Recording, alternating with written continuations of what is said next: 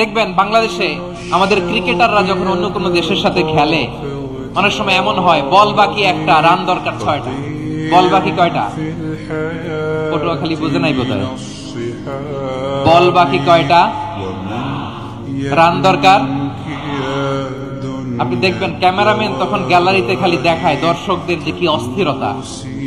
Hip hop স্টাইলের মেয়েটা, যে মেয়েটার ওড়না এতক্ষণ ছিল গলায়, এতক্ষণ কই ছিল, ওই মেয়েটা দেখবেন ওড়নাটা টেনে মাথায় দিয়ে এরকম মুনাজাত ধরতেছে, আল্লাহ আল্লাহ, একটা ছক্কা, আল্লাহ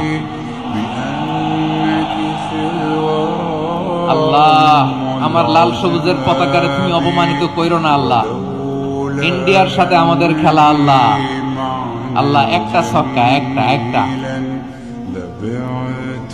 পুরো পুরো খেলা জুড়ে এই মেয়ের ওড়না ছিল গলায়, কিন্তু যখন 1 বলে 6 রান দরকার, ওড়না চলে আসছে কোথায়? মাথায়। আবার মুনাজাত আছে না নাই?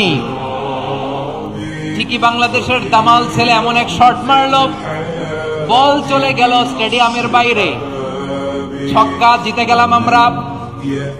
পুরো স্টেডিয়াম জুড়ে চিৎকার, হই হুল্লোড়, মৌজ মাস্তি।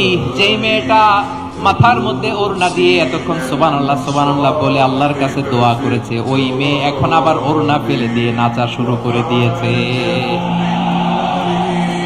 তাহলে আল্লাহর ভয়, আল্লাহর প্রতি আস্থা, বিশ্বাস, ভালোবাসা, এটা কি ক্ষণিকের জন্য? মানে আমার যখন লাগবে তখন আল্লাহরে ইউজ করবো নাকি?